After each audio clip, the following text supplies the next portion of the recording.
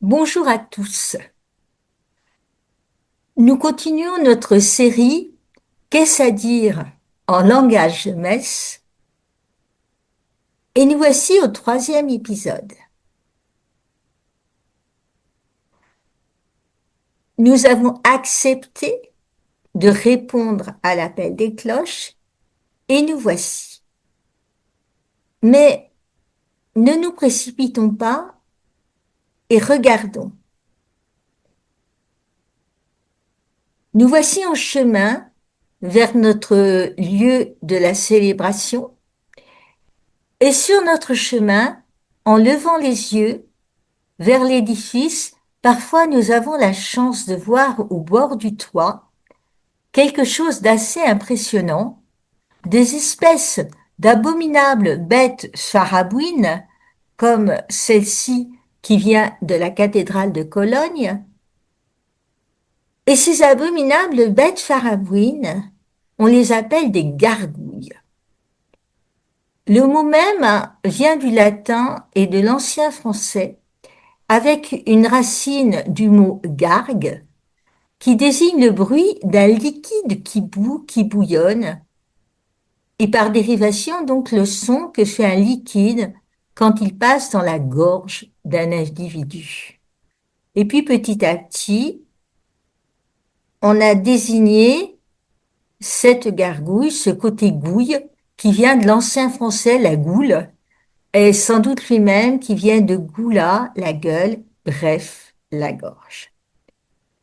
Les gargouilles, comme vous voyez cet exemple de la cathédrale de Cologne, sont des sculptures de pierre de taille moyenne et vous les voyez au bord de la toiture de certains édifices, notamment religieux.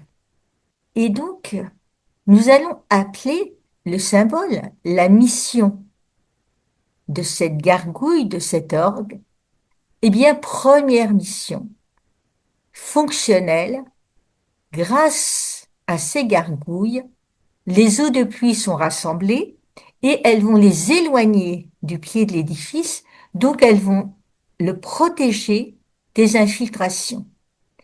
D'après ce que j'ai vu, on les avait trouvées au XIIe siècle.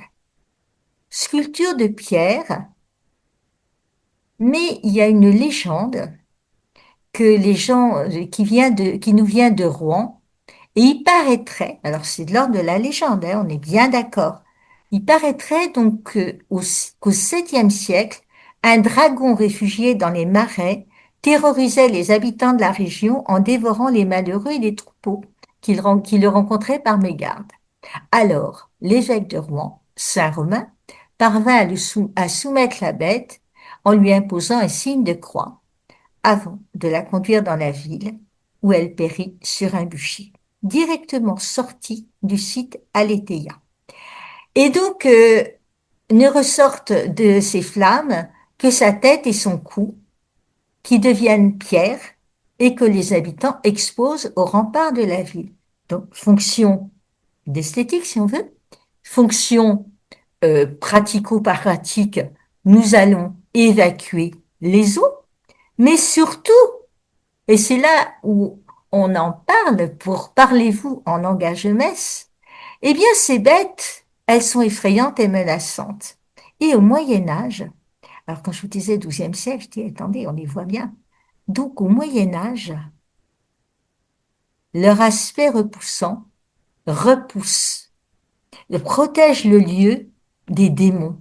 Et on dit que elles vont protéger nos édifices religieux, le lieu où nous, hosties vivantes, allons rencontrer le Christ, hostie, Eucharistie, sanctuaire, de ces démons, en leur disant, vous avez vu comme c'est laid, vous n'irez pas. C'est pas la peine de rentrer. Nous, on est là. Et d'ailleurs, si vous approchez, c'est très, très symboliquement, très, dans une forme d'imaginaire, euh, et elles disent, voilà le combat spirituel et nous le menons. Quand vous êtes dans une église, vous savez qu'il y a un combat et vous arrivez au bord de votre combat et ce combat, il n'est plus que le vôtre, puisque vous avez fait la démarche d'aller vers Dieu. Il est le combat de Dieu qui combat avec vous, de ces gargouilles qui nous ont été données, et que sans cesse, la volonté de faire le bien sera là. Les gargouilles repoussez le mot. Si jamais vous êtes en route, d'accord, vous avez levé les yeux vers le clocher, vous êtes, suis-je vraiment à l'heure? Et c'est normal, on fait tout. Il n'y a pas de souci. Toutes les pensées sont là, et tac, toutes ces pensées négatives et tous ces démons qui assaillent, les voici prises en charge par les gargouilles. On ajoute à ça que Dieu n'aime pas la mer et que cette eau est désagréable. Donc voilà ce que je voulais vous dire pour les gargouilles. Ces bêtes sculptées, ces bêtes de pierre qui repoussent les démons. Merci pour votre attention et rendez-vous à la prochaine fois. Au revoir.